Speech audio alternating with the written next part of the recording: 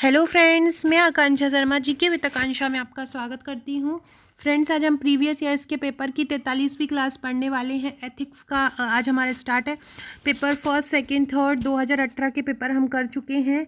2019 का अगर आपको मेंस देने मिला है और अगर आप पहला अटेम्प्ट है आपका, तो सबसे पहले प्रीवियस ईयर्स के पेपर इंपॉर्टेंट होते हैं। आप इनको पूरी तरह से अच्छे से लगा लीजिए, पूरे प्रश्न लिख के देख लीजिए। अगर आप यही बहुत अच्छे से तैयार कर लेते तो काफ़ी हद तक आप एग्ज़ाम में क्वेश्चन लिखने के लिए प्रिपेयर हो जाते हैं। तो सबसे पहली रणनीति आपकी यही है कि आपको प्रीवियस ईयर्स के पेपर सॉल्व करना है। तो चलिए स्टार्ट करते हैं। आगे बढ़ने से पहले चैनल को सब्सक्राइब जरूर कीजिएगा ताकि आने वाली वीडियो का इन्फॉर्मेशन मिलता रहे।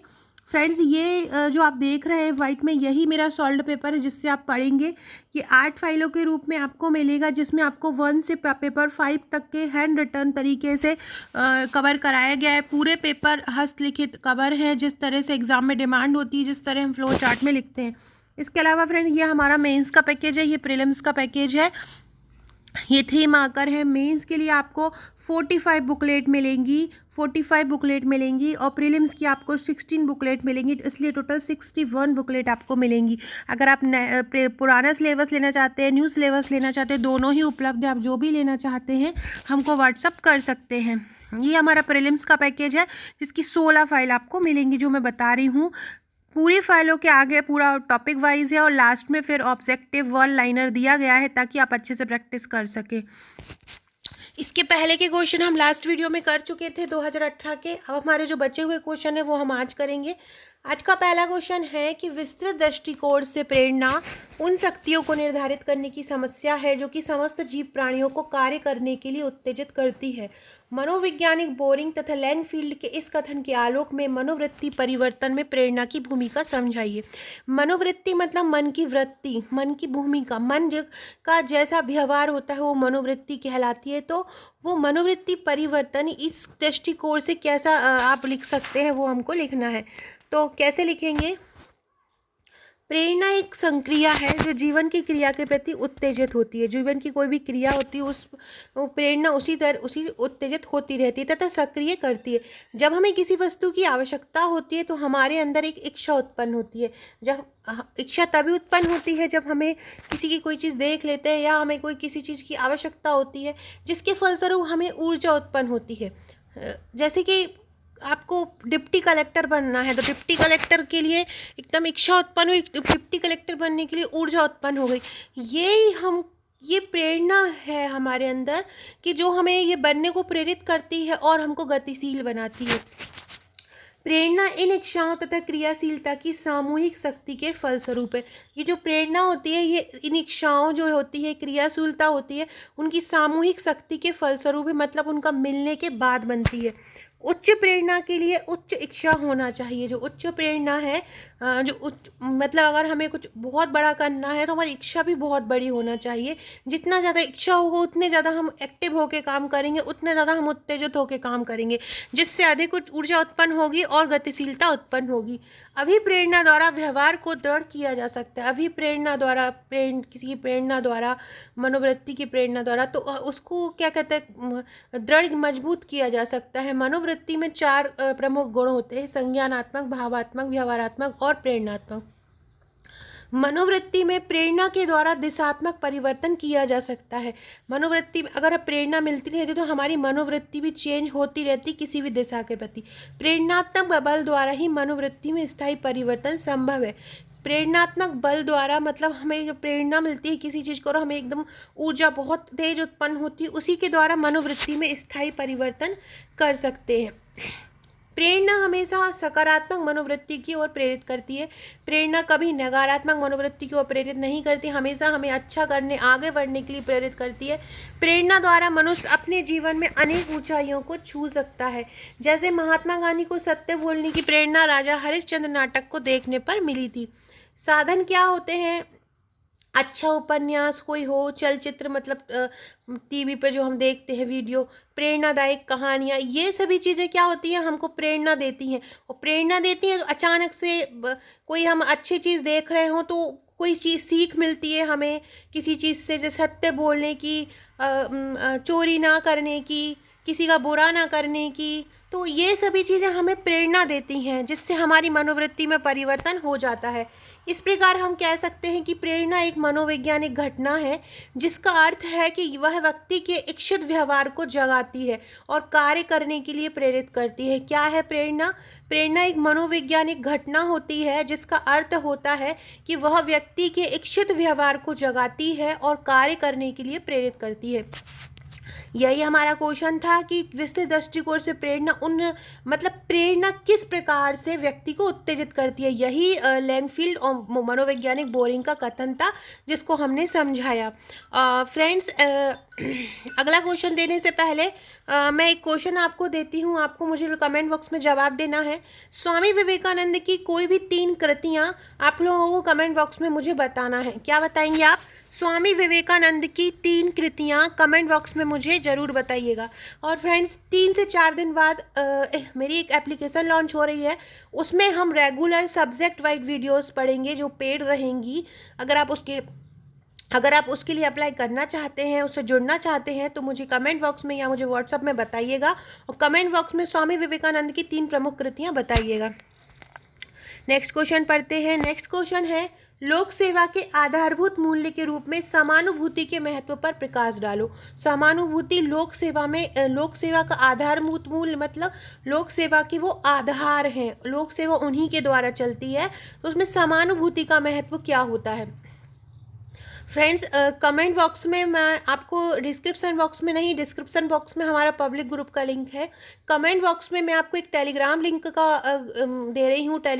दे रही हूँ, वो आप ज्वाइन कर लीजिएगा। अगर आप आंसर राइटिंग करना चाहते हैं, वो टोटल ओपन है, वहाँ सभी लोग कमेंट कर रहे हैं, कमेंट कर सकते हैं, एक दूसरे के आंसर शेयर कर सकते हैं, एक दूसरे के आंसर देख सकते हैं, आंसर शेयर कर सकते हैं। उसमें मैं रोज़ 5 इंपॉर्टेंट क्वेश्चन दूंगी मेंस के लिए, तो आप वहाँ पे अपनी आंसर राइटिंग प्रैक्टिस कर सकते हैं। तो कमेंट बॉक्स में मैं उसकी लिंक दूंगी, आप लोग जो भी जुड़ना चाहते हैं उससे जुड़ जाइएगा। समानुभूति क्या होती है कि व्यक्ति की संवेगात्मक एक क्षमता होती है, संवेग आता है एकदम, जैसे किसी को देख के उसके समान, जैसे कि कोई रो रहा है और उसको देख के उसी के समान अपन को दुख हो जाए और अपन भी मतलब वैसे ही दुखी हो जाए, तो वो समान मतलब सम अनुभूति, दूसरे के समान अनुभूति करना व्यक्ति की संवेगात्मक क्षमता होती है। इसके द्वारा वह स्वयं को दूसरे की स्थिति के साथ जोड़कर उसकी स्थिति को महसूस करता है। समानुभूति क्या होती है? व्यक्ति की संवेगात्मक एक क्षमता होती है, इसमें वह स्वयं को दूसरे के साथ जोड़ लेता है और उसकी स्थिति को महसूस करता है। समानुभूति के द्वारा एक प्रभावपूर्ण संवाद में उत्पन्न कठिनाइयों को सरलतापूर्वक दूर किया जा सकता है। समानुभूति के द्वारा क्या होता है, जैसे कि कोई दुखी हो रहा है, उसके साथ हम एक अच्छा सा संवाद करें, उसकी जो भी उसके साथ हो रहा है उसको अनुभव करें, तो हम जो कठिनाइयाँ होती हैं उनको दूर कर सकते हैं। लोक सेवा में सरकार की योजनाओं तथा प्रशासन के बेहतर क्रियान्वयन तथा निष्पादन के लिए समानुभूति आवश्यक है। लोक सेवा में सरकार की योजनाओं के लिए उनके, ताकि हम लोगों को समझ सकें, जब हम लोगों को समझेंगे तो हम योजनाएं उन तक पहुंचा पाएंगे, तो और योजना का क्रियान्वयन अच्छे से कर पाएंगे। तो इसलिए लोक सेवा में समानुभूति आवश्यक है। अब कैसे समानुभूति का महत्व है कि जैसे कि किसी कोई आपदा हो गई है, बाढ़ आ गई है, भूकंप आ गया है, तो उस समय आपदा के समय लोक सेवक जो जिनके साथ बुरा हुआ है, तो लोक सेवक उन लोगों के राहत कार्य को त्वरित कर पाए।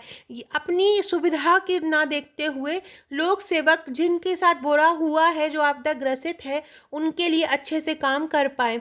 सामाजिक जीवन में भ्रष्टाचार की समाप्ति हो पाए, क्योंकि जब हम दूसरे की स्थिति समझेंगे तब हम किसी दूसरे जो गरीब व्यक्ति है उससे भी पैसा नहीं ले पाएंगे। लाल फीताशाही एक सबसे बड़ी जो है उसमें महत्व रखता है। इसके अलावा सरकार द्वारा क्रियान्वित सामाजिक न्याय में से संबंधित योजना को लागू करने में, कोई भी सामाजिक न्याय की योजना आई है, अगर हम लोगों की परेशानी को नहीं समझेंगे तो हम योजना को अच्छे से क्रियान्वित नहीं कर पाएंगे कि केवल सरकार ने दी है और हम उसको कर दें। एक लोक सेवक का कर्तव्य है कि वो सरकार की दी हुई योजनाओं को अच्छे तरीके से लोगों तक पहुंचाए। ये जो समस्या है ये समानुभूति लोगों में नहीं होती है, जिसके कारण जो योजनाएं हैं पूरी तरह से लोगों तक नहीं पहुंच पाती हैं। सांप्रदायिकता, क्षेत्रवाद जैसी विचारधारा को सीमित करने में, ये अगर हमें एक दूसरे के प्रति समानुभूति होगी तो हमें एक दूसरे की भावनाओं का आदर होगा, एक दूसरे के धर्म का आदर होगा, एक दूसरे के क्षेत्र का आदर होगा, तो हम ये सांप्रदायिकता, क्षेत्रवाद जैसी विचारधाराएं सीमित हो जाएंगी। देश हित में मानव संसाधन के बेहतर उपयोग और संवर्धन के लिए, देश हित में हम मानव संसाधन का ज़्यादा अच्छे से उपयोग कर पाएंगे, उसका संवर्धन कर पाएंगे, तो ये समानुभूति का महत्व है। अगला क्वेश्चन है, आदर्श प्रशासनिक अपेक्षाएं लोक सेवा के प्रति समर्पण की अभिक्षमता सुनिश्चित करती है। टिप्पणी लिखो। आदर्श प्रशासनिक अपेक्षाएं, आदर्श मतलब एक आइडल, जो प्रशासनिक अपेक्षाएं हैं जो अपेक्षित हैं, मतलब उनसे अपेक्षा रखते हैं, लोक सेवा के प्रति समर्पण की अभिक्षमता सुनिश्चित करती है। जब हम जो भी अच्छी चीज़ें हम एक प्रशासक के बारे में सोचेंगे तो वो उसके प्रति समर्पण की भावना ही दिखाएगी, क्योंकि वो अपनी अगर ड्यूटी के प्रति समर्पित होगा तभी वो अच्छा काम कर पाएगा। ब्रिटिश साम्राज्य ने जो सिविल सेवा बनाई थी वह अभिजात तथा रूढ़िवादी थी। अभिजात थी और रूढ़िवादी थी, मतलब परंपराओं से ग्रसित थी, जो ब्रिटिश सरकार के प्रति निष्ठा रखती थी। शासन के कल्याणकारी राज्य बनने के बाद ऐसे सिविल सेवकों की जरूरत थी जो राष्ट्रीय विकास तथा जन कल्याण में सरकारी सक्रिय एजेंट की भूमिका निभा सके। हमें क्वेश्चन लिखना है, आदर्श प्रशासनिक अपेक्षाएं लोक सेवा मतलब जनता की सेवा के प्रति समर्पण रखती हैं।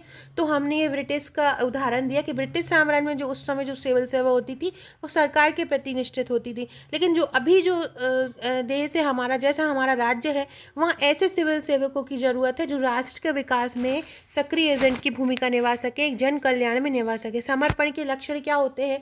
वंचित वर्गों की सहायता हो सके, लक्ष्यों की प्राप्ति के लिए सतत प्रयास हो सके, समय की पाबंदी ना हो, लक्ष्यों की समयबद्ध प्राप्ति हो, पूर्वाग्रह, और कोई भी लोक सेवा को वो कोई पूर्वाग्रह से ग्रसित ना हो, किसी के मन में गलत विचारधारा ना रखे, क्योंकि उसको सबके लिए समान व्यवहार रखना चाहिए। जो वंचित वर्ग है उनकी सहायता करना चाहिए, क्योंकि तुम इसलिए ही बने हो, क्योंकि तुम इसलिए ही खड़े हो, तो सरकार तुम्हारे पास यही दायित्व है कि तुम लोगों की सेवा कर पाओ, और समय की पाबंदी तुम्हें नहीं करना चाहिए। डॉक्टर भीमराव अंबेडकर ने भारतीय संविधान का प्रारूप तैयार किया।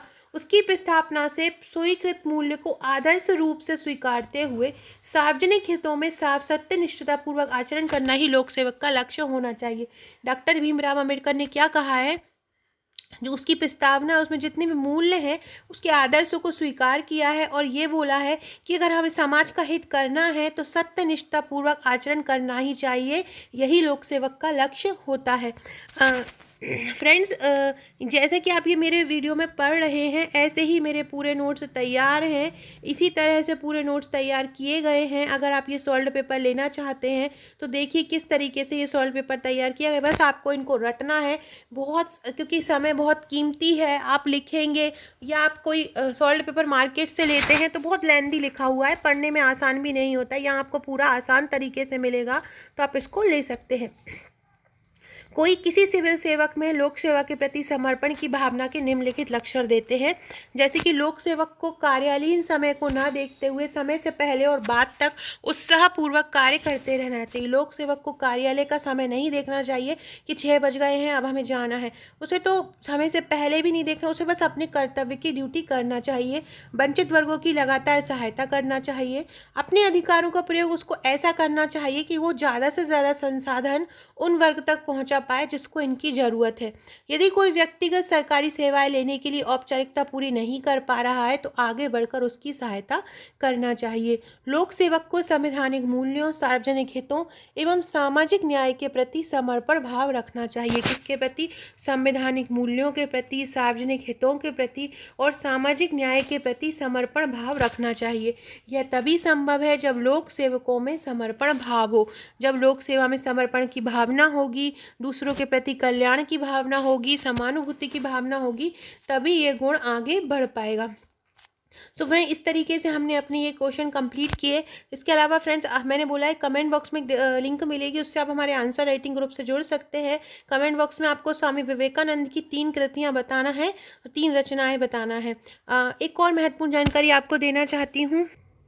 अगर आपने अभी तक अनअकैडमी ऐप इंस्टॉल नहीं किया है तो अनअकैडमी ऐप इंस्टॉल कर लीजिए। अनअकैडमी बहुत सारी फैसिलिटी आपको दे रहा है। सबसे पहले ये कोड याद रखिए, क्योंकि आप ये कोड डालेंगे तभी आपको फ्री सेवाएं मिल पाएंगी। इसमें आपको 500 प्लस लाइव क्लासेस मिलने वाली हैं, 50 प्लस टॉप एजुकेटर के द्वारा मिलेंगी। यहाँ पे आपको डाउट क्लियर कराया जाएगा। 4 अलग अलग एग्जाम्स के लिए ये दिए जाएंगे। 20,000 प्लस क्विज रहेंगे जो सभी सब्जेक्ट के कवर कराए जाएंगे। Daily T20 free test series रहेगी, जिसमें 20 क्वेश्चन 20 मिनट में आपको करना रहेगा। सोमवार से शनिवार रात 8 बजे ही आपको कराया जाएगा। ये टॉप एजुकेटर आप देख रहे हैं, इनके द्वारा आपको तैयारी कराई जाएगी। डेली आप लाइव क्लास देखिए और टॉप एजुकेटर से इंटरेक्ट हो सकते हैं। स्पेशली 4 विशेष एग्जाम्स के लिए ये करवाया जा रहा है। PPSC प्रीलिम्स, जेएल प्रहरी, पुलिस कांस्टेबल और SI। पेपर देने के बाद, टेस्ट देने के बाद आपको उसका एनालिसिस भी करवाया जाएगा। 20 क्वेश्चन आपको 20 मिनट में करवाए जाएंगे। आपको क्या करना है, आप जिसकी एग्ज़ाम की तैयारी कर रहे हैं, पहले आपको अनअकैडमी ऐप इंस्टॉल करना है। जिस एग्ज़ाम की तैयारी कर रहे हैं वो करना है, सिलेक्ट करना, आकांक्षा GK डाल देना है। आपको जो भी कोर्सेज हैं आपको फ्री ऑफ कॉस्ट उपलब्ध हो जाएंगे। Okay friends, thank you.